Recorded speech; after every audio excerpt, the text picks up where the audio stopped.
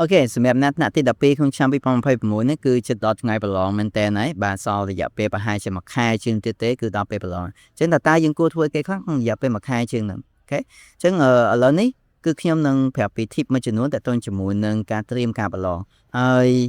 មុននឹងចាប់ផ្ដើមគឺខ្ញុំចង់ណែនាំខ្លួនសិនបាទខ្ញុំបាទឈ្មោះភានុតហើយខ្ញុំជាអតីតសិស្សនីតិ A នៅក្នុងឆ្នាំ2016បាទមកគិតទៅរយៈពេល10ឆ្នាំហើយរៀងយូរដែរហើយប៉ុន្តែចិត្តតែមានអារម្មណ៍ថាចង់ចែកម្លែកទៅកាន់បងប្អូនទាំងអស់គ្នាដើម្បីឲ្យត្រៀមខ្លួនបានល្អនៅក្នុងការប្រឡងអញ្ចឹងខ្ញុំមាន tip មួយ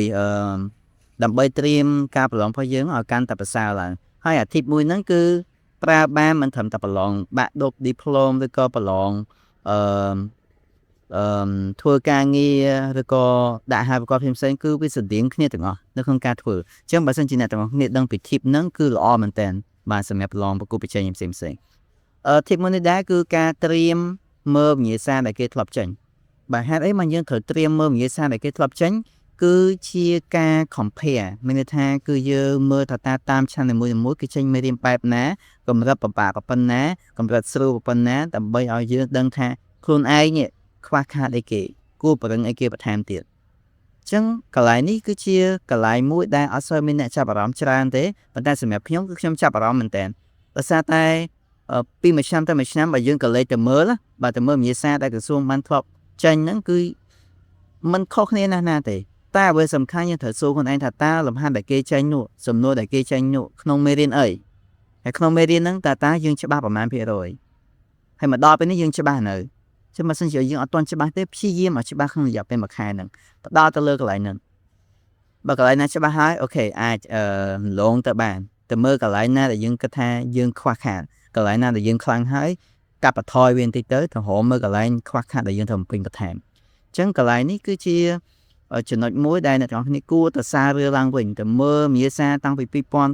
15 16រហូតដល់2026ហ្នឹងមកថាតាមមានកន្លែងណាដែលយើងគិតថាអាចកែតម្រូវខ្លួនឯងបានកន្លែងណាដែលយើងចេះកន្លែងណាដែលយើងមិនចេះព្យាយាមមើលហើយចំណុចមួយទៀតនោះគឺតកតងជាមួយនឹងអត្រាកំណែកុំភ្លេចអ្នកទាំងអស់គ្នាមើលវិញ្ញាសាហើយមើលអត្រាកំណែគេកែផងយើងចង់ដឹងថាតើរបៀបក្នុងការដាក់បន្ទុករបស់គេនោះបែបណារបៀបទៅសេះរបស់គេបែបណាអញ្ចឹងមិនមែនចេះតែធ្វើឲ្យបានទេមានន័យថាការណែខ្លះគឺយើងចេះហើយវិញ្ញាសាយើងធ្វើបានហើយលំហាត់យើងធ្វើចេះហើយប៉ុន្តែបានបន្ទុកមកអត់ចំអ្វីដែលយើងចង់បានទេមូលហេតុអីដោយសាររបៀបក្នុងការដាក់បន្ទុកគេដាក់តាម step មានថាដាក់តាមដំណាក់កាលអញ្ចឹងបើសិនជាយើងធ្វើកាត់បាត់ដំណាក់កាលគេណាមួយក៏គេនឹងដកបន្ទុកតាមនឹងឯងអញ្ចឹងបើសិនយើងចេះហើយយើងធ្វើកាត់អាហ្នឹងគឺអស់បន្ទុកដល់អត់ដឹងខ្លួនឯងអញ្ចឹងម្ដងទៀតប្រឡងបាក់ឌុបគឺកុំធ្វើកាត់បាទធ្វើបែប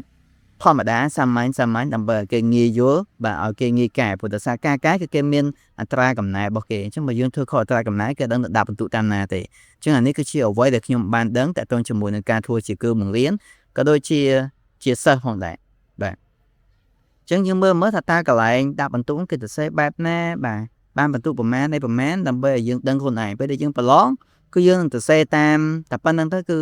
ជាប់ហ្មងបាទដឹងតែជាប់ហ្មងហើយជាប់បានទាំងល្អទៀតបាទអញ្ចឹង